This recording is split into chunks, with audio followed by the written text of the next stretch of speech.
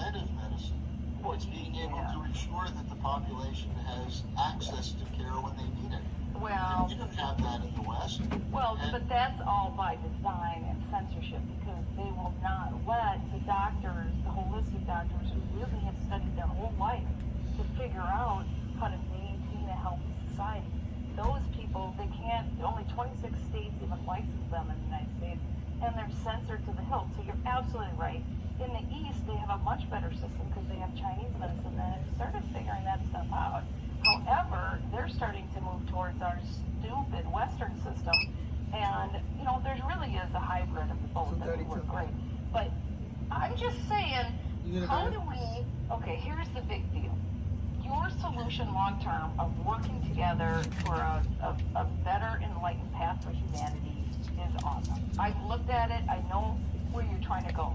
How do we overcome bad guys in all these countries and not put ourselves at risk? That's where I'm at. I'm like, I don't trust China.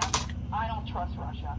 Russia, Putin, I trust more than China right now because I'm seeing what what China's doing.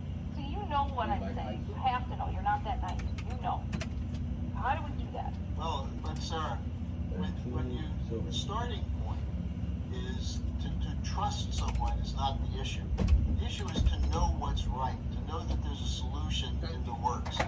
Here's the difference between the Russia-China alliance right now and what's going on in the West. The Russians and the Chinese know that the printing of money, the bailouts going on in the West, are designed to protect the smallest percentage of the population, the billionaires, the Bezos, and so on.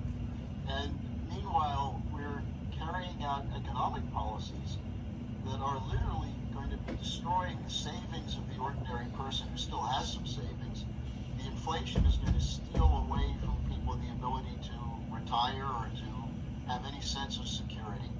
On top of which, the policies conducted internationally, where the World Food Program now says there are close to 1 billion people who face food insecurity, and as many as 200 to 300 million people may starve to death.